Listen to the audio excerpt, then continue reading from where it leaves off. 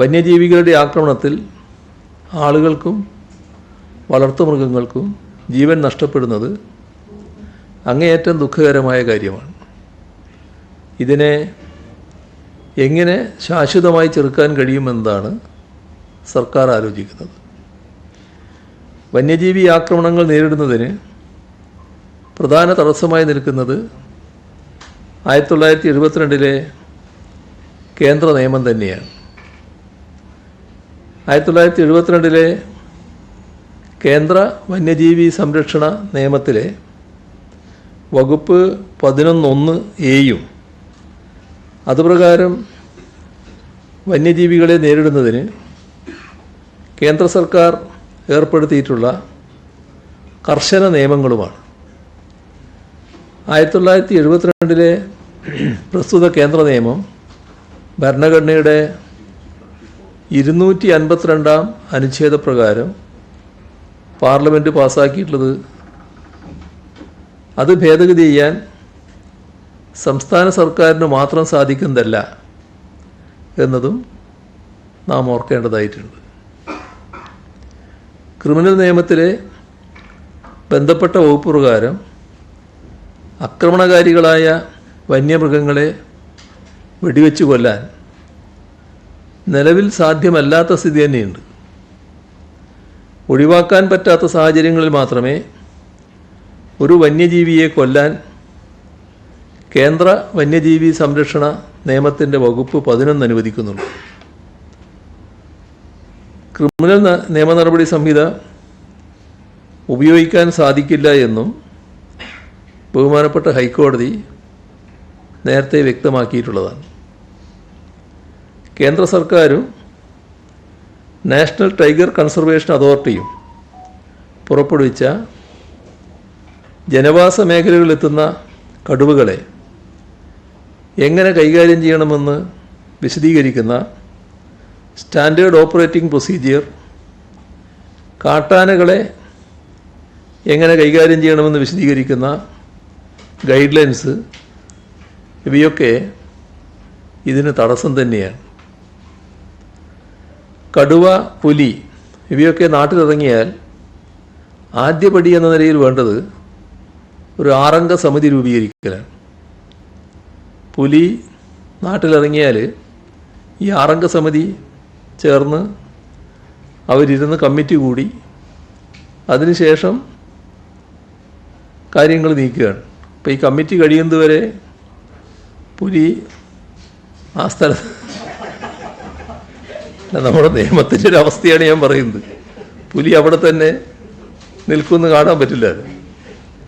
സ്ഥിരമായി മനുഷ്യൻ്റെ മരണത്തിന് കാരണമാകുന്ന, കൊല്ലുന്നത് ശീലമാക്കിയ കടുവയല്ലെങ്കിൽ അതിനെ യാതൊരു കാരണവശാലും 1972 വന്യജീവി സംരക്ഷണ നിയമപ്രകാരം കൊല്ലാൻ പാടില്ല. അടിയന്തര സാഹചര്യങ്ങളിൽ കാട്ടാനകളെ നേരിടുന്നതിനും ഇപ്രകാരം മാർഗനിർദ്ദേശങ്ങളും SOPയും നിലവിലുണ്ട്. ആനയെ തിരിച്ചറിയുന്നതിനുള്ള നടപടികൾ, അതിൻ്റെ ചലനം നിരീക്ഷിക്കൽ, ക്യാമറകൾ സ്ഥാപിക്കൽ,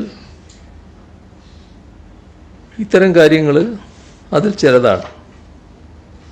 ഇതിനായി DFO അല്ലെങ്കിൽ വൈൽഡ് ലൈഫ് വാർഡൻ്റെ റിപ്പോർട്ട്, അത് ശുപാർശ ചെയ്തുകൊണ്ട് CCFൻ്റെ റിപ്പോർട്ട്, ഇവ ലഭിച്ചാൽ മാത്രമേ മയക്കുവെടി വെച്ച് പിടിക്കാൻ ചീഫ് വൈൽഡ് വാർഡന് അനുമതി നൽകാൻ സാധിക്കുകയുള്ളൂ. ഇത്തരം നടപടിക്രമങ്ങൾ പാലിക്കേണ്ടി വരുന്നതുകൊണ്ടാണ് മയക്കുവെടി വെക്കാനുള്ള ഉത്തരവ് പുറപ്പെടുവിക്കാൻ പോലും കാലതാമസം നേരിടുന്നത്. ഇത് പൊതുജനങ്ങളുടെ പരാതിക്ക് വലിയ തോതിൽ കാരണമാവുകയും ചെയ്യുന്നുണ്ട്. കേന്ദ്ര നിയമത്തിൻ്റെ പട്ടിക 2-ൽ പറഞ്ഞ കാട്ടുപന്നിയെപ്പോലും ക്ഷുദ്രജീവിയായി പ്രഖ്യാപിച്ച് അവയെ ഏതു വിധേനയും കൊല്ലുന്നതിന് നിരവധി തവണ സംസ്ഥാനം അനുമതി തേടിയതാണ്. പക്ഷേ കേന്ദ്ര സർക്കാർ ആവർത്തിച്ച് അനുമതി നിഷേധിക്കുകയാണ്. ഇത്തരം സാഹചര്യങ്ങൾ നിലവിലുള്ളതുകൊണ്ടാണ് കേന്ദ്ര വന്യജീവി സംരക്ഷണ നിയമം ഭേദഗതി ചെയ്യണമെന്നും അതിന് കീഴിൽ കേന്ദ്ര സർക്കാർ പുറപ്പെടുവിച്ച എല്ലാ കർശന നിയന്ത്രണങ്ങളും നടപടിക്രമങ്ങളും ലഘൂകരിക്കണമെന്നും കേരള നിയമസഭ പ്രമേയം വഴി കേന്ദ്ര സർക്കാരിനോട് നേരത്തെ അഭ്യർത്ഥിച്ചത്. കേന്ദ്ര സർക്കാർ ഈ പ്രശ്നത്തിൽ സംസ്ഥാനത്തിൻ്റെ യാഥാർത്ഥ്യങ്ങൾ മനസ്സിലാക്കി നടപടികൾ സ്വീകരിക്കുകയാണ് വേണ്ടത്. അതിന് മുൻകൈയെടുക്കാൻ സംസ്ഥാനത്തുള്ള പാർലമെൻറ്റ് അംഗങ്ങൾ തയ്യാറാകണമെന്നുകൂടി ഈ ഘട്ടത്തിൽ അഭ്യർത്ഥിക്കുകയാണ്. മറ്റൊരു പ്രശ്നം UGC 2025 കരട് ചട്ടങ്ങൾ പ്രസിദ്ധീകരിച്ചതുമായി ബന്ധപ്പെട്ടതാണ്.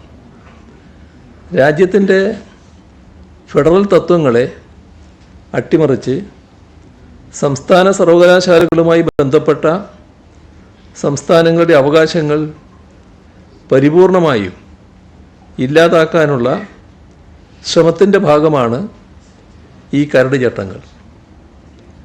ഉന്നത വിദ്യാഭ്യാസം ഉൾപ്പെടെയുള്ള വിദ്യാഭ്യാസം ഭരണഘടന നിലവിൽ വന്ന സമയത്ത് 7ാം ഷെഡ്യൂളിലെ ലിസ്റ്റ് 2, അതായത് സ്റ്റേറ്റ് ലിസ്റ്റ്, അതിലായിരുന്നു. പക്ഷേ അടിയന്തരാവസ്ഥയുടെ ഘട്ടത്തിൽ 1975-77 കാലയളവിൽ നടപ്പിലാക്കിയ 42ാം ഭരണഘടനാ ഭേദഗതി, ആ ഭേദഗതിയിലൂടെയാണ് ഇത് കൺകറൻറ്റ് ലിസ്റ്റിൽ ഉൾപ്പെടുത്തപ്പെട്ടത്. 1978 44ാം ഭരണഘടനാ ഭേദഗതിയിലൂടെ നേരത്തെ 42ാം ഭേദഗതിയിലൂടെ നടപ്പാക്കിയ പല മാറ്റങ്ങളും പുനഃസ്ഥാപിച്ചു. പക്ഷേ വിദ്യാഭ്യാസം സ്റ്റേറ്റ് ലിസ്റ്റിലേക്ക് തിരികെ കൊണ്ടുവരാനുള്ള നിർദ്ദേശം മാത്രം രാജ്യസഭയിൽ പാസ്സാകാത്തതിനാൽ നടപ്പിലായില്ല. അന്നത്തെ ഘട്ടത്തിലെ രാജ്യസഭയുടെ ഭൂരിപക്ഷം നിലവച്ചിട്ട് ഉന്നത വിദ്യാഭ്യാസം ഉൾപ്പെടെയുള്ള വിദ്യാഭ്യാസം കൺകറൻറ്റ് ലിസ്റ്റിൽ എൻട്രി നമ്പർ 25 കൊണ്ടുവന്നെങ്കിലും സംസ്ഥാന സർക്കാരുകൾ സ്ഥാപിച്ച സർവകലാശാലകൾ ഉൾപ്പെടെയുള്ള ഉന്നത വിദ്യാഭ്യാസ കേന്ദ്രങ്ങൾ പലതും അതത് നിയമസഭകൾ പാസാക്കിയ നിയമങ്ങളാലാണ് നിയന്ത്രിക്കപ്പെട്ടു പോരുന്നത്.